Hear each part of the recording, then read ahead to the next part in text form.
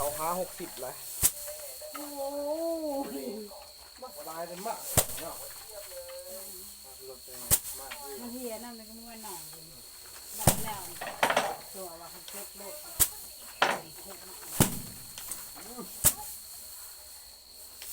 อะไรเคยเก่าคืออะไรมันเบิดเลยหนึ่งมันเบี้ย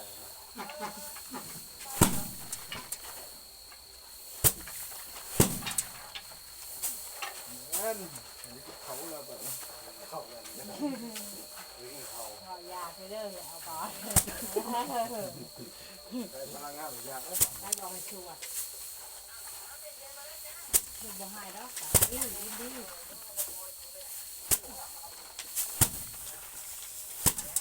โอ้ยรถที่เหยียบเดี๋ยวก็ต่อมันก็ทอกลงมาตัวรถน้ำมันเดี๋ยวชาถึงได้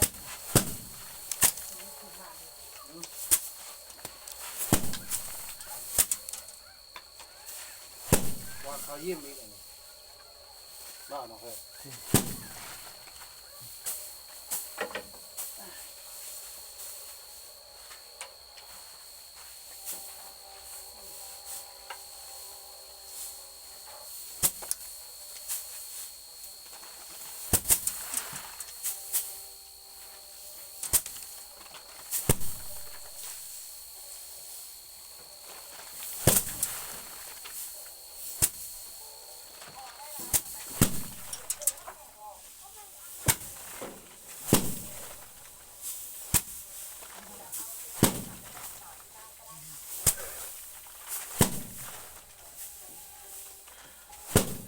เยอะนั่นแม่น่ารับบ่ถึงชายจะเห็นอะไรอัพเลยเด้อฮูอ่ะ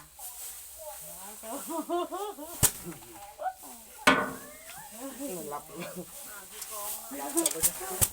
แต่กะชีเพื่อนจะแพน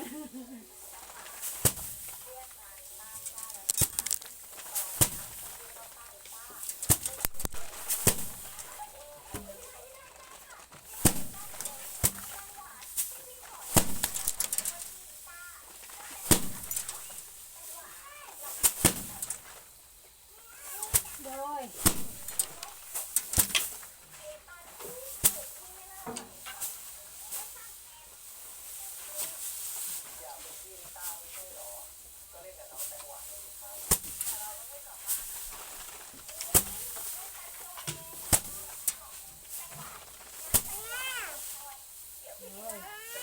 นอนนี่นะฮะ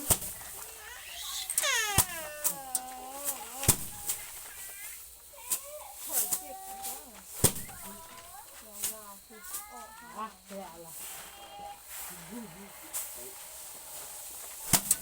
รถเฮ้ยจะต้องแย่งมันใหญ่เหี่ยวลายเลยเหี่ยวลายเต๋อเจ้าวันจะไปกินน้ำกินน้ำบอลเข่าก็ได้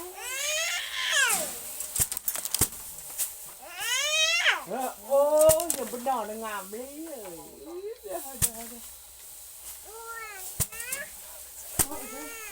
หมอกลุ่มนี่หมอกบ้าง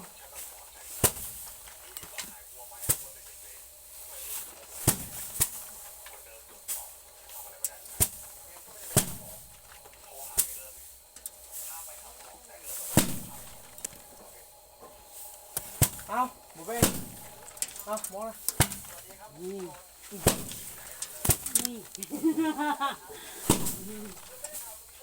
ออกเลยเอาเกลือเกียร์บ้างมาตีเอาปีนเลยนอกจากผมบ้านละบ้างว่าเนี่ยกันต้นกระด้าง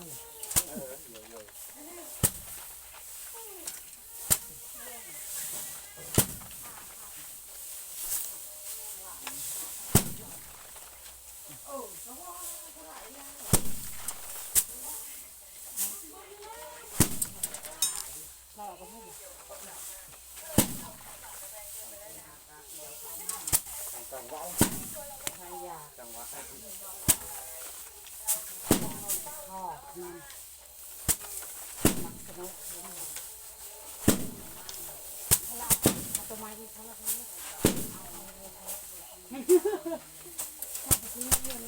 นี่ก็ได้เลย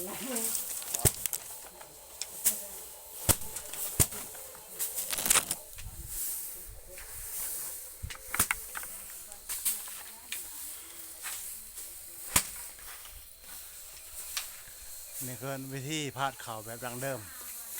มื้อนี้หลังจากเกี่ยวข้าวแล้วก็ได้ขึ้นมาพาดเข่าจากมะลิมาจากหอมเอาไว้สแต็กเองนี่ไม่ได้คายดอกอันนี้ เจ้ากระทายมันก็หักไปว่า มันเหมิดเด้มาคักได้นี่เนาะบรรดาทีมงานสวยกันพอดีซองรถอีแตกนี่รถอีแตกก็สิประมาณ10 ปลายสอบพุ่นแล้วนี่ กว่า ใกล้สิแล้วนี่มันจะ2-3 เมตร